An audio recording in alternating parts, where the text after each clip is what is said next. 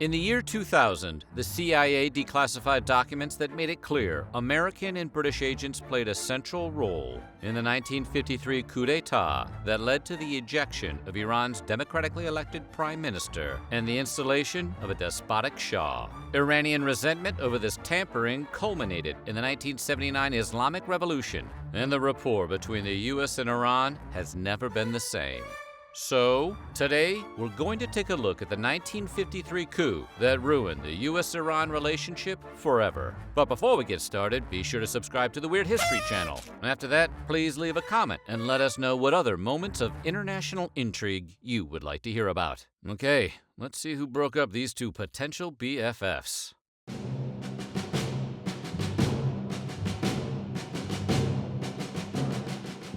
By 1953, the CIA and British government had developed a plan to oust Iranian Prime Minister Mossadegh.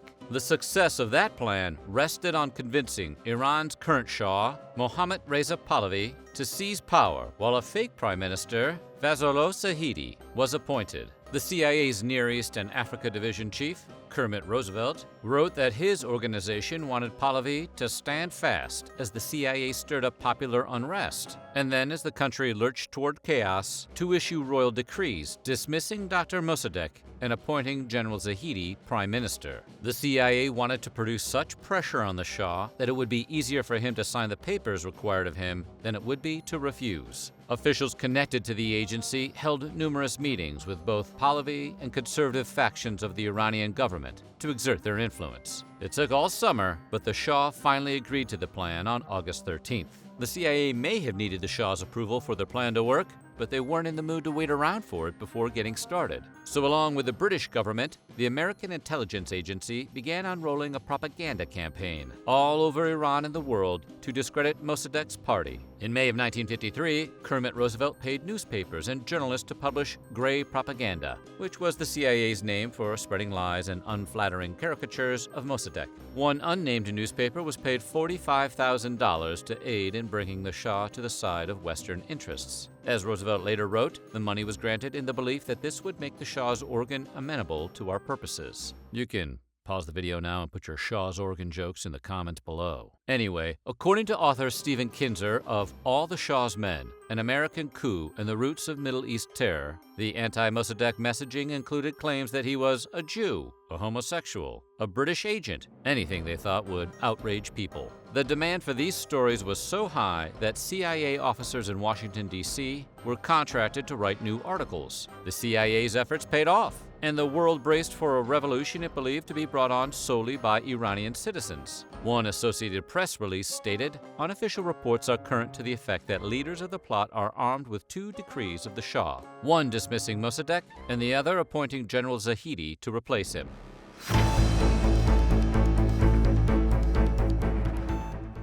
As if all that wasn't cartoonishly evil enough, declassified documents later showed that the CIA hired Iranians to pose as communists in the months leading up to the coup. These fake communists threatened religious leaders and executed bombings, creating a further divide between Iran's Islamic factions and Mossadegh's government. Numerous leaders were targeted. One cleric's home was literally blown up. The reasoning behind this move was simple. At the time, the tension between the US and Soviet Union was the biggest international conflict in the world. The CIA and British government wanted Mossadegh's nationalist agenda thwarted by fabricated connections to fanatical communists. The CIA worked every possible angle to ensure its plan would come to fruition, even digging deep into Iran's complicated political history to find support. The man chosen to serve as Prime Minister after Mossadegh, Major General Fazlollah Zahedi, was a royalist who pledged allegiance to the Iranian monarchy. Zahedi was a longtime minister whose affiliations with the royalist faction of the Iranian military were used to the CIA's advantage. Again, it worked like a charm. When the coup eventually occurred on August 19th, much of the strong-arming and physical acceleration was acted out by the royalist troops aligned with Zahedi and the Shah. As a bonus, the CIA also knew that Zahedi had a contentious relationship with Western powers, and they were able to use his reputation to distance themselves from the coup. In an article on August 20th, the New York Times predicted Zahedi's ascendancy will probably be met with mixed feelings by the Western world. Views like this created plenty of room for plausible deniability on the part of the agency.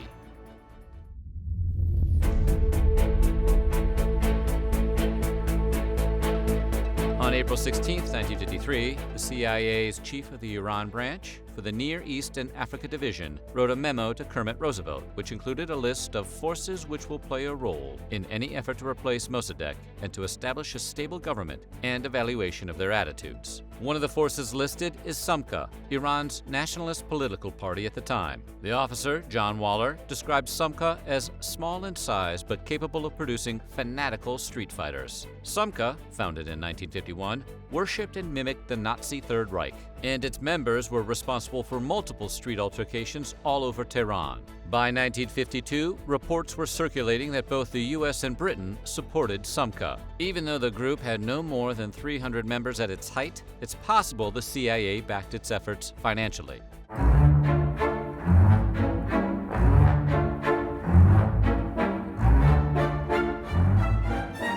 As the propaganda spread and mayhem escalated, it became obvious to Mossadegh that forces were attempting to overthrow his government. On August 15th, with advance warning, Mossadegh was able to prevent the coup from happening by convincing the Iranian military to remain loyal to him. The Shah fled to Baghdad, and Zahedi went into hiding while Mossadegh's forces detained dozens of conspirators. On August 18th, Kermit Roosevelt received a wire from CIA Washington headquarters telling him to call the coup off. It read, "Operation has been tried and failed, and we should not participate in any operation against Mossadegh which could be traced back to US. Operations against Mossadegh should be discontinued." Roosevelt's answer was a short one.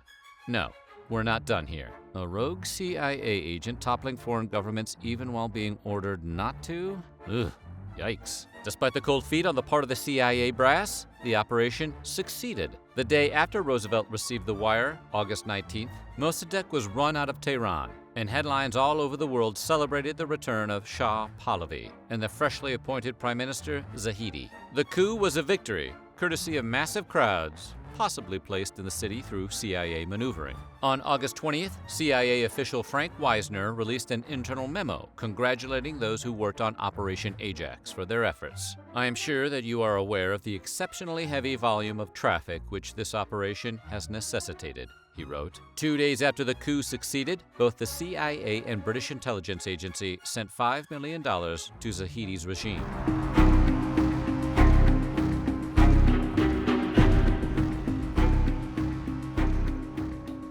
From the beginning, securing an oil agreement with Zahedi and Shah Pahlavi was the prime aim of the coup, and in that regard, the operation was a massive success. It was actually Britain that first placed the seed for the Iran coup in 1952. They were worried about Iran's plans to nationalize its oil industry. The British government reached out to America for help planning and implementing the coup, which was designed to get rid of the nationalist figure Mossadegh, who insisted that oil should be nationalized. In a declassified CIA document, Operative John Waller made it clear the US and Britain felt their interests were more important than Iran's. A new proposal agreement must at least appear to be more generous than any previous one. It must not insist upon compensation for years in which concession would have covered, he wrote. By 1954, the year after the coup, the privately owned Anglo-Iranian oil company resumed operations without fear of nationalization. It would go on to become British Petroleum, or BP, which still exists to this day. While Zahedi was promoted as Mossadegh's replacement, it was really Shah Pahlavi who retained power over Iran. He ruled like a dictator for the next 25 years, and, according to NPR's Ramtin Arablouei, Western powers, including the US, didn't really care because he gave them easy access to Iran's oil. Mossadegh was erased from Iranian history,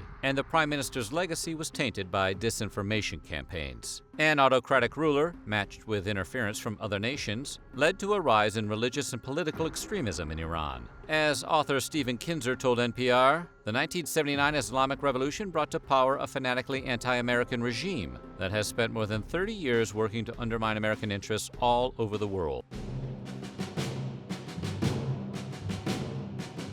The US-Soviet tension was the backdrop for this coup, and it fit into the ideological struggles between the Soviet-influenced East and American-British-backed West. The American government knew that success with the Iran coup would give it an edge over the Soviet Union. According to historian Mark Gasharovsky, the coup really reinforced the Cold War polarization of the region. Of course, that's the reason the United States did it. They did it because they were afraid of communist influence in Iran. However, the ultimate results were a bit of a mixed bag. Not only did the coup lead to more escalated tension between the US and the Soviet Union, but they also gave the Soviet Union ammunition against its Western nemesis. Moreover, as a major influence on the rest of the Middle East, Iran's political climate had a profound effect on other countries around it. Gasharovsky sees the 1953 coup as a step toward opening the region up to radicalization and extremism. What the coup did was to take out the moderate, secular element of Iranian politics and enabled radical Islamicists and radical leftists to emerge as key opposition factions in place of it in the 1960s and 70s. Since the 1979 Islamic Revolution, the coup has been invoked by Iranian leaders when outside countries, particularly Western ones, attempt to interfere in the country's politics. Mossadegh has also become an anti-colonial icon in Iran, viewed as a leader who was not afraid to stand against Western interests. Today, some experts believe that a failed coup may have led to a drastically different and far less interventionist U.S. foreign policy in the 1950s and 60s. But it didn't fail. The CIA went on to attempt coups in countries all over the world. So what do you think? What are your views on our foreign policy? Let us know in the comments below, and while you're at it, check out some of these other videos from our weird history.